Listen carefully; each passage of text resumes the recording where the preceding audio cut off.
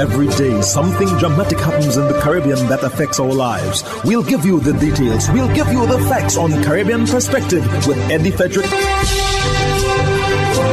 Here's Eddie Frederick. Welcome to Caribbean Perspective. So glad you can join us. Today's edition, Monday 26th August 2024, will be dominated by news out of Antigua and Barbuda and brought to you in association with our friends at Antillean Group. Details after this important message. Believe in our strength, we'll stand by you. Protection from all, perils big and small. Reassurance we give, it's so clear to see. Peace of mind, that's our service guarantee. We look after all our family. Yes, we do at every opportunity. Antillean Group, underwriters of all classes of insurance solutions for your protection and investment. Live well financially.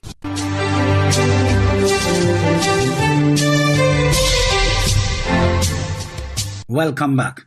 The Parliament of Antigua and Barbuda will shortly debate legislation for 5-year mandatory minimum term of imprisonment for anyone convicted of gun crimes.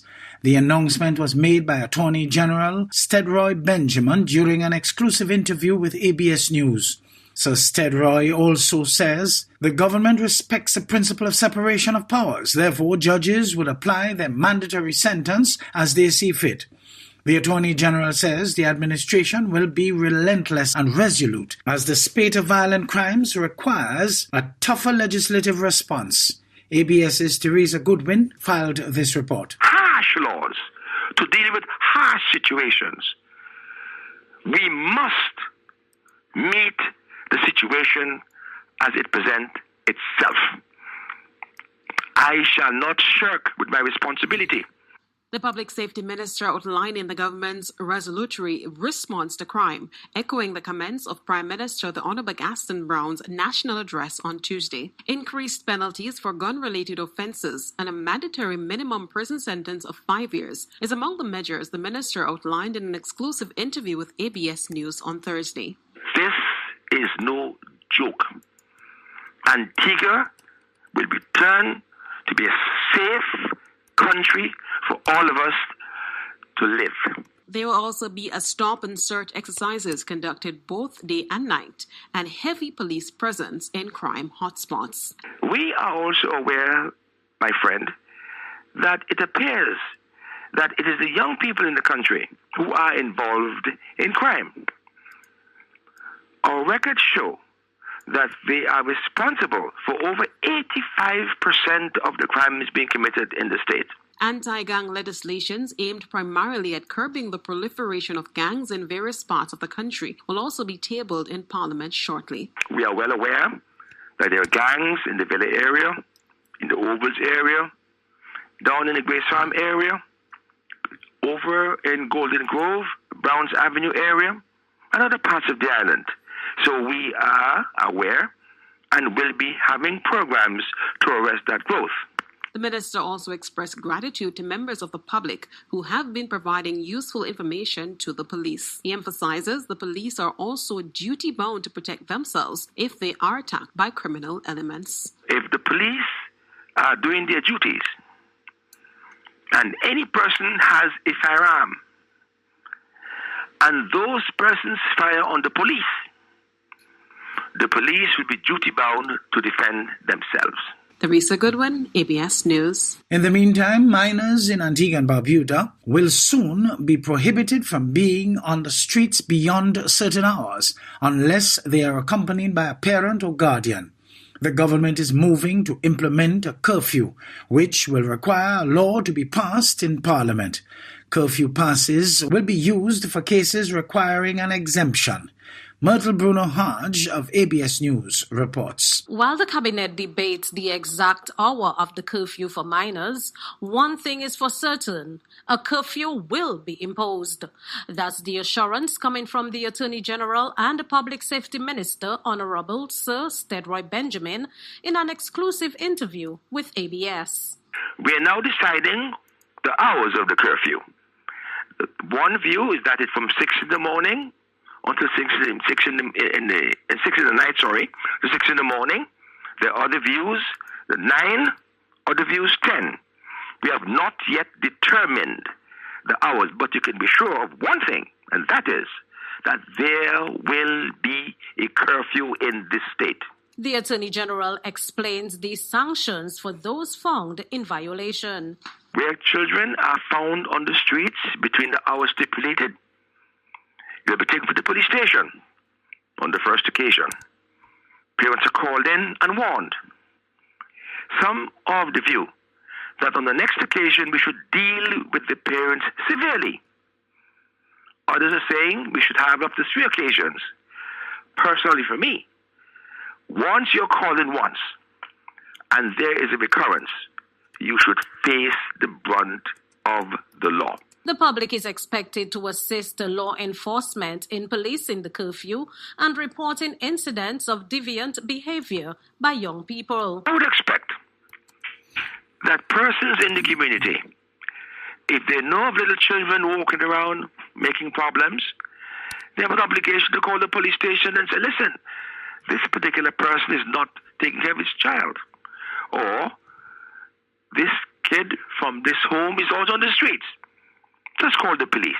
Sir Stedroy also re-emphasizes that legislation will be introduced in the House of Representatives to hold parents responsible for the actions of their children. In addition to that, we are looking at and shall be introducing in Parliament once again legislation to make sure that parents who do not supervise their children properly will be made responsible for their children's action. Where are your children, we ask? How can you be a mother or a father in a home with young girls and young boys and you don't tell me where they are? He states criminal activity in Antigua and Barbuda will not be tolerated. Myrtle Brunner-Hodge, ABS News.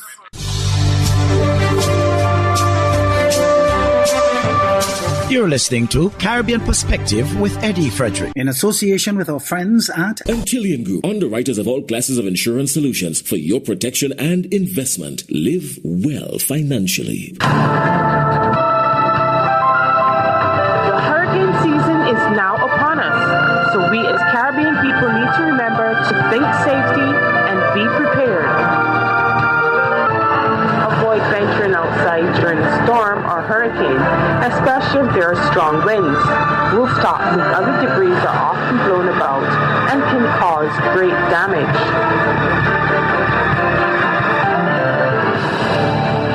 ABS News took to the streets to see what the people had to say. And here are a few samples. What time you think the curfew should run to or should run from? I would consider no later than 9 p.m. in the nights. Okay, from 6 to 9. 6 to 9, yeah. And no, that, from 9 to 6. 9 to 6, yeah, 9 to 6. Which I believe that by that time they should be home in the parent control. They have schoolwork to do, they have home chores, etc. Teach them the standards of living, the moral standards. And by that, the society should make a change in the way that we see them going. That should change their mentality. 9 to 6, yeah, because 6, 6, 7. 7 because who catching bus at 6 o'clock? So 9 to 7. You think this would deter them from being engaged in criminal activities? I mean, it would deter them because it's the accessibility. Do you have access to the crime? Or are you inside? And then we have to, factor in law enforcement. Law enforcement needs to be, patrolling and making sure that they're visible and people seeing that, okay, even if I can sneak out and do something, when I see the lights, I know I have to get my tail inside. So from 14 on like 14, yeah. So 14 and above. Yeah, and yeah, because for all the country running, I myself I don't like that. I don't like it because Antigua never like that, and all of a sudden Antigua was come back in a way and shooting and killing, So we have to try to get rid of the people and them who's on the street are doing them kind of things there. Okay, give me a time. From what to what? From 7 till midnight or till morning. From 7 till morning. Because I don't know what's going on.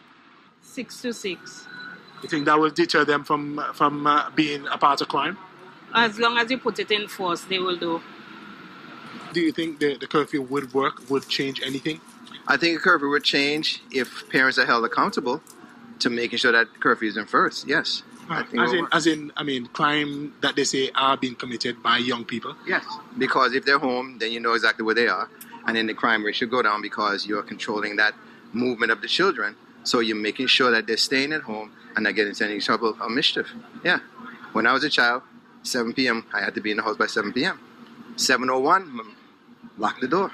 In one more item out of Antigua and Barbuda, one of the iconic figures in the history of West Indies cricket, Sir Richie Richardson, is to be appointed Junior Sports Minister. Jack Matthew of ABS News reports. Richardson will serve as Junior Sports Minister in the Twin Island state. Confirmation of his post has come from Sports Minister the Honourable Daryl Matthew. Matthew says the ex-batsman's appointment is to help strengthen the sporting structure here in Antigua and Barbuda. The government official indicates that thought will be given to reviving the Community Sports and Games Department, which was successfully headed by the late Fitzroy Brand. Richardson, a former West Indies captain, compiled close to 6,000 test runs at an average of 44. The right-hander also scored over 6,000 ODI runs and more than 14,500 at the first-class level. Jack Matthew, ABS Sports. Jamaica's Minister of National Security has rebuked critics of the police force's crime statistics. He issued a strong condemnation after comments from some quarters discredited the published numbers to date. CVM's Nika Lewis tells us more. Something is amiss is a feeling some Jamaicans harbor whenever the police issue their crime figures indicating major crimes including murders are down. It's for some a notion that murders simply could not be declining with as many deaths and rumors of deaths saturating social media spaces daily. A rhetoric that has neither been lost on nor welcomed by the security minister. I have a concern at attempts by elements of the public to discredit the police statistics. The method and of accumulating statistics has been used for decades by the police. When the statistics were bad, nobody questioned it. In fact, they were highlighted and used extensively. Recent comments by anonymous individuals and highlighted by media is disturbing because it undermines the work of the police. He insists the government invested heavily in the police force and has increased its recruitment of bright Jamaicans, some with university degrees and technical skill set. We have provided them with additional tools and good working space. So we are having results as we believed at the very beginning. To seek to question those statistics now is undermining the work of the police. It is disrespectful of the police force and the democratic society because it considers treacherous when violence is as high as it is today, quite frankly. It is certainly highly unethical to raise issues of the work of the police force in a society in which we still have extremely high violence. And the Deputy Prime Minister, like his boss, says some Jamaicans appear bent on creating fear and panic. He too assures the police are ready to track down the criminals and prosecute them where possible. It's as if some people are beginning to make an excuse for the horror imposed on people in Cherry Lane, because the police have been able to identify and seek to prosecute them. We have in fact detained many. One was killed in combat and others detained, another handed themselves over. It was a brutal activity in Cherry Lane, and I think some people may be having some remiss, but that is not part of the justice system. We will find them, apprehend them, and lock them up. If they challenge the police, our police officers are trained and will deal with them. But this kind of excuse is not acceptable, is not a part of the justice system. We will not even listen to it. The minister was addressing the media this week after criminals opened fire, shooting 8 people at a wake in Point Hill, St. Catherine. At least one person died in that incident. Nika Lewis, CVM News.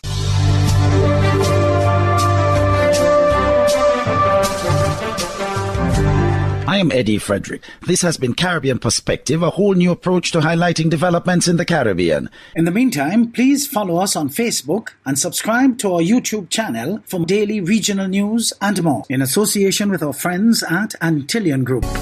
Believe in our strength, we'll stand by you. Protection from all perils, big and small. Reassurance we give, it's so clear to see. Peace of mind, that's our service guarantee. We look after all our family. Yes, we do at every opportunity. Antillean Group, underwriters of all classes of insurance solutions for your protection and investment. Live well financially.